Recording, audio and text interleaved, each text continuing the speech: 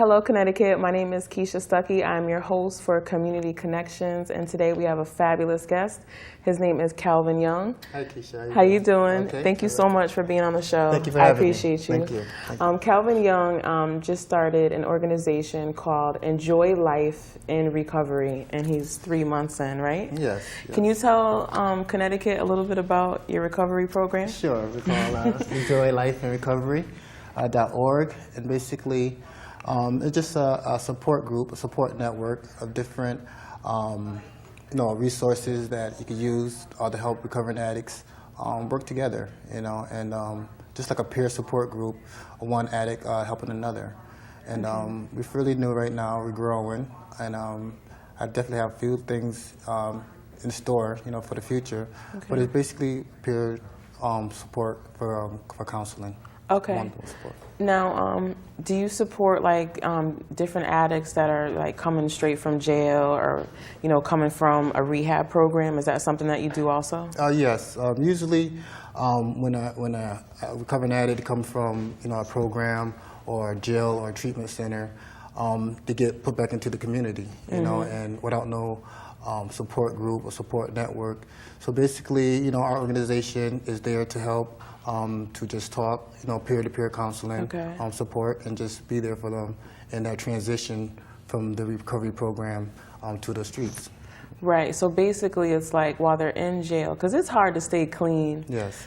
Actually, it's hard to stay clean in jail because there's drugs available in jail. Absolutely, absolutely. But then it's even harder for them to come out into society, and then it's like there's drugs on the streets. Absolutely. So basically, your organization helps them to cope with transitioning back from jail or rehab to reality, coping, living a drug-free lifestyle. Absolutely.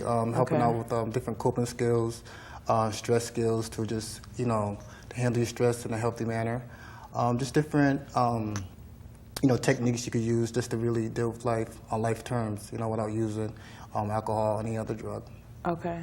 Now, if there's someone out there today in Connecticut that just got out of jail or just got out of rehab, how can they contact you so that you could give them this one-on-one counseling? Okay. You contact me at area code 860-893-5009, or you could go to my website, www.enjoylifeinrecovery.org. Okay. Mm-hmm. Awesome. Now, what made you do this? What compelled you to do this? Well, as a recovering addict myself, I've been clean for over 28 months now. Wow. Congratulations. Thank you. It's an honor. It feels good to be clean, to be sober. It was at a point in my life that it was just destroying my life. It was just I was going downhill very fast. I was incarcerated due to poor choices, being under the influence of drugs and alcohol. Okay. But actually, I used my time wisely while I was incarcerated. Okay. It was a divine intervention for me, I believe. Why do you think that you going to jail was a divine intervention? Because some people might be like, well, yeah. I don't want to go to jail. That's not divine, and I don't want to be intervened. Absolutely, yeah, and I can understand that. But just the lifestyle I was living, the choices I was making. Being under the influence of drugs, and alcohol, I just was destroying myself, my mind, my body, and spirit, making poor choices, and dealing with the consequences of those choices. And it was just very detrimental to my health, to my life, to my spirit, to my soul. What kind of things happened to you? Well, I just was making poor decisions, get into fights, put myself in high-risk situations that it could have turned out very deadly, getting DUIs, automobile accidents, just to name a few, things, and just really making poor choices and really put myself in very bad situations. So you're like a survivor then, because you could have been dead. I mean, you driving and drinking and stuff like that. Absolutely. You could have killed yourself, or you could have killed somebody else. Absolutely, and that's why I feel it's a divine intervention, because I believe that God, he had work for me to do, had plans for me to do. Okay. And putting me in jail to really get the help and the treatment that I needed in order to go back and help others to help themselves that have been through the same experience and made same choices that I made. So it's time for me to go back there and help others as well too. Okay. Now, so looking back, do you have any regrets for the things that you did, or do you feel like the negative things that happened as a result of your drug use kind of made you the person that you are today? Absolutely. If I would say, you know, the choices, what I know now, I probably will make better choices, but things happen for a reason, I believe, and the path and experience that I've been through, I needed to go through in order to learn something in my life, you know, and the knowledge that I have now, you know, the experience that I have now, I'm able to find my purpose in life, my meaning in life, to really help others, to help themselves that have been through the same situation I'm going through. So I believe things happen for a reason. Yeah. I experienced what I experienced for a reason, and God is blessing me right now in my life to help others, you know, that have been through the same thing that I've been through, and really to touch their lives and really let them understand that you can really enjoy life in recovery, and we don't need drugs and alcohol to live a productive and happy life. Now, when you came out of jail, I'm pretty sure you saw a lot of your peers in the community. Like, how did they react to you? Were they kind of like, come on, Kelvin, let's go get a drink, or let's go do this or that? Like, how did they receive you? Like, how did you handle that? Naturally, you know, when you haven't seen friends that you hang out with, the old using buddies, you know, they're going to, you know, come over, like, you know, let's go get a drink, you know, let's go do something. But naturally, I learned the tools, you know, and the skills necessary for me to handle, you know, high-risk situations like that, and understand my triggers, and understand, you know, the people, the places, the things that I used to hang with, you know, before going to jail. I can't do that no more. So you would avoid certain things, like you would think about it first before you would go out if someone invited you somewhere. Right, and it's a choice, you know. You know, it's, you know, that's the greatest gift God has blessed us with, is the choice, you know, the power of choice. And I could choose to go back out there and use drugs and drink again, but I got to deal with the consequences. You know, with every choice, there's consequences, and just knowing, you know, the consequences of using, you know, alcohol or any other drugs, I choose not to drink. I choose not to use drugs today. Okay. So do you look back at like the impact that your alcohol and drug use had on your family? Is that kind of what made you turn things around too? Absolutely. That was definitely inspiration for me, being incarcerated, working my steps on a daily basis while incarcerated. I'm thinking about my daughter, thinking about my father, my mother, my brothers, just my family, my support network, you know. And it's very important to have a strong support network in recovery. They supported me throughout my whole incarceration, and even today, they continue to support me in my recovery. And that's very important to have. And I think it's important that you're doing this because some people don't have a strong family like you do. Right. So that's a blessing within itself, that you have a family that is willing to support you, because a lot of family members will turn their back on a person. Absolutely, yeah. You know, and they'll say, oh, they're never going to change. Right. But you're proof that anybody can change. Absolutely, absolutely. If you need a desire, a strong desire to change, you know, once you have that desire to change, change is possible. Change is very possible. So you feel like there's some people out there that like kind of like being stuck in that rut. It's like they don't even have the desire to change. So is that the first step, that to actually want it? Because some people don't. Some people want to be stuck in that. And that's true too. And you know, once again, that's their choice. But then they got to deal with the consequences of their choices they're making. You know, and if that's the way they want to live, that's their prerogative. But for those that have a desire, or true desire to change, you know, the way they're living, you know, change the way what they're doing with the drugs and alcohol, change is possible, and hope is there, and it could be done. Okay. I see that you're mentioning God a lot in your faith. Is that something that helped you in recovery? Absolutely. I'm a true believer that it's important to have a strong spiritual foundation in your recovery. That helped me out tremendously. You know, growing up in a very religious family, you know, I went to church. Because your dad's a pastor, my father's right? a pastor, yeah. My father's a High pastor. Revenue. And you know, just growing up in the church and being a preacher's kid, you know, we rebelled a lot. That must have been tough, because everyone's looking at you like you should be perfect. Right. You should know every verse of the Bible. Absolutely. And never sin, never make a mistake, right? Absolutely. And naturally, I rebelled, you know, with that. And, you know, just the experience I went, you know, in my rebellion, you know, I just made some poor choices. and got involved with alcohol first, then started with marijuana, then cocaine, then, you know, just spiraling out of control, you know, and it just made poor choices in my behaviors and my attitude, you know, and growing up in the church, you know, I didn't have that real, true relationship with God.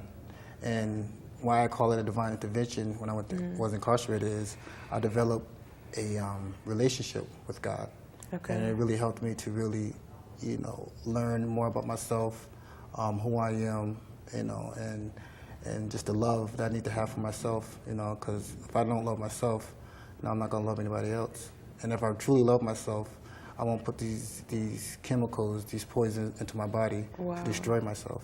Yeah. So you feel like there's a major difference between religion and going to church and actually having a relationship with God where you can like kind of connect with Him on your own? Absolutely. Spirituality, there's a difference, I believe, between spirituality and religion. You know, religion definitely could be that bridge to that spirituality, to that spiritual realm. But it's important to have a strong personal relationship with God or your higher power or whatever you believe in. But it's very important to have a strong foundation in God. Okay. Now, how long were you in jail? I was in jail for 24 months. And actually, after I went to jail, I went to a drug treatment program as well in Waterbury. Where I got additional treatment as well. Okay. Now, while you were in that treatment, while you were in jail, like, what went on in the treatment? Like, how did that go? It was a very intensive residential treatment program while being incarcerated. It was just a lot of groups, you know, a lot of training, a lot of NA supported groups, support groups. And we really learned a lot about ourselves, about the disease of addiction, how it, you know, control our mind, our bodies, and just the power that it has, you know, how cunning and baffling it is.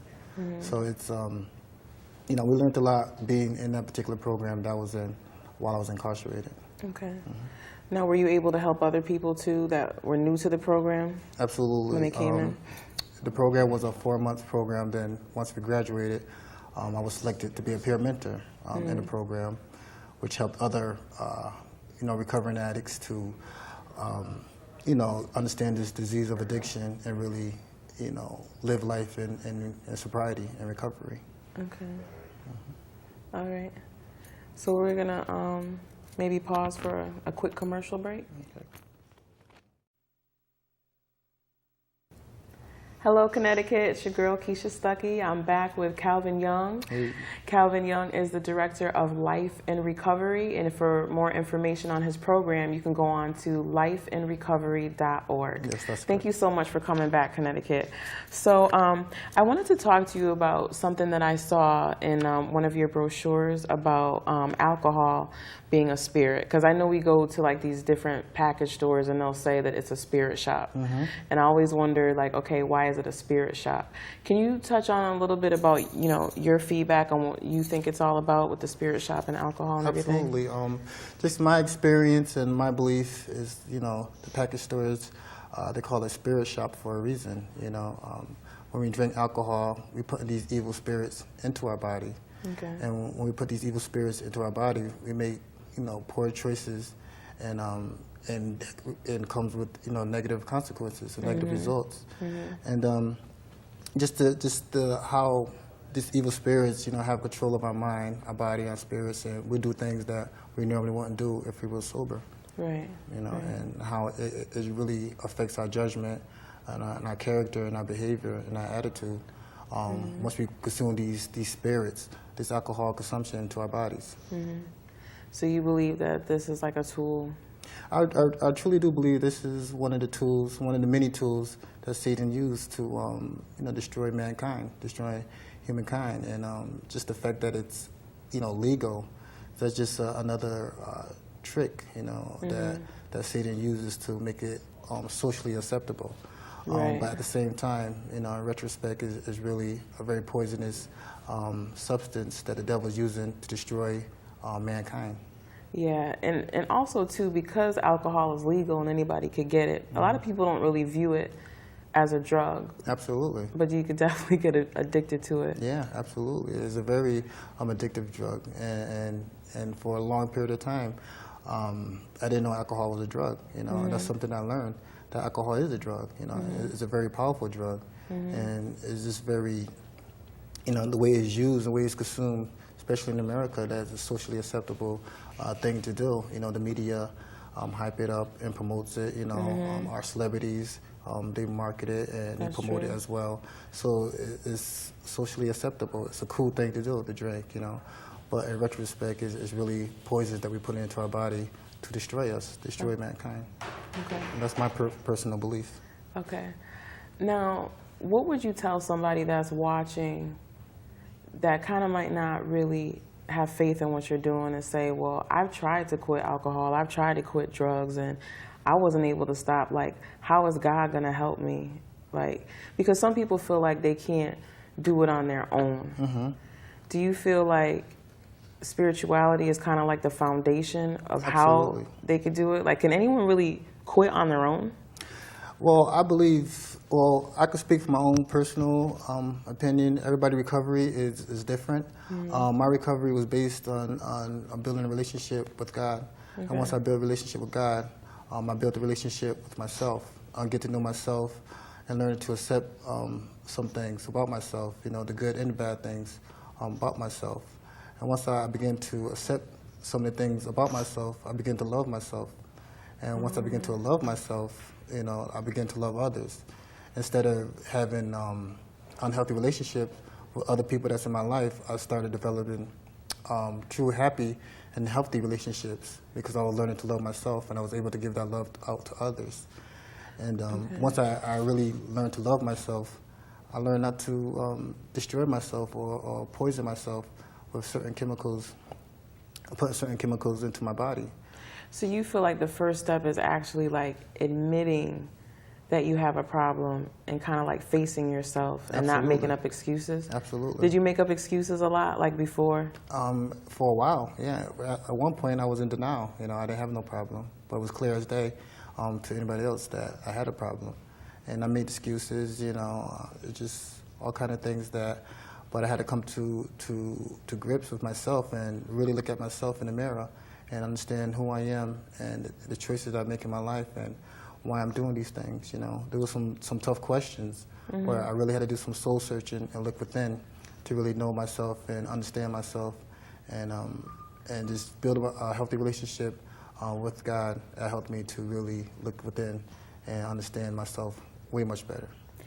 Now, this relationship with God that you speak of, like, what is a relationship with God as far as you're concerned? Like, how did you get this relationship? Because some people don't know, like, how to get a relationship with God.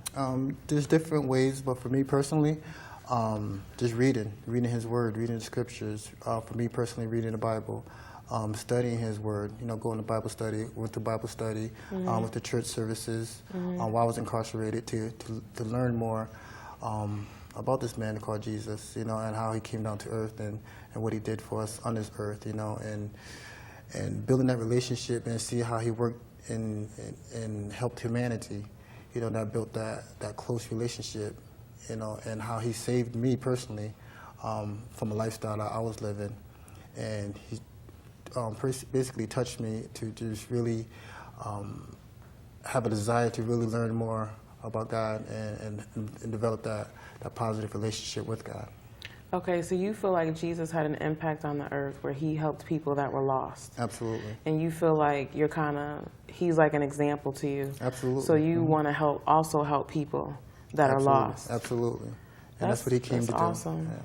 That's awesome. Thank you. Now, I understand you have a poem that you wrote from your heart that you would like to read. Absolutely. Just something I wrote actually while I was incarcerated in a drug treatment program. And it's called Eyes of a Silent Sun. Okay. And it says, look into my eyes and tell me what you see. Is it a lost soul with no control, trying to be free? As I look into the mirror and stare into my eyes, I can see all the anger, self-hate, hypocrisy, and lies. I see the resentment, frustration, embarrassment, and pain. I see jail bars and fancy cars as I cruise down memory lane. I see the feelings I repress going back to childhood. I need to let go of those feelings. I would if I could. I see the hurt I caused to the ones I love the most. I see my brother on his wedding day as we celebrate with a toast. I see the good and bad times that I experienced in my life, but it's so hard to let go of all the bitterness and strife. There's a sense of sadness when you look into my eyes, like the ones you see when a close relative dies. But the death is not physical. It has to do with the soul. It's that morbid feeling we get when our spiritual energy is low. It's like nothing matters anymore, like that day when I was fired, feeling depressed and weak, can't sleep, but I'm so tired. I'm tired of all the pain, the hurt, and the rain from that cloud that keeps following me. Sometimes I think I'm insane. But when I look out my window and see the beauty of the lake, it reminds me of good times, like when I was 9 and things were fine. And with the sunrise, I could feel the presence of the Creator.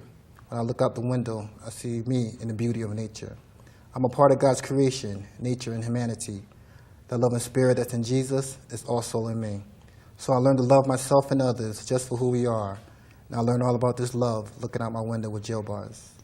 And that was something that just in my room, actually, in the drug treatment center, we had a beautiful view. You know, we could see the sunrise, and it was like overlooking a lake, and you know, we see all kind of wildlife from deers, different wildlife from that view, and it was beautiful. You know, and it just that beauty, that nature, that creation that God created. You know, it does something to you. Nature really does something to you. It does. And it really brings you back to the essence and really understand what life is all about and who created us, who created all of this. And you know, and that was just something from the heart that really helped me. It was very therapeutic for me to write poetry. Okay, that was beautiful. Thank and you. I appreciate you sharing that with Connecticut, because Connecticut needs to hear poetry like this. And it sounds like this is actually a way that helps to continually heal you. Absolutely.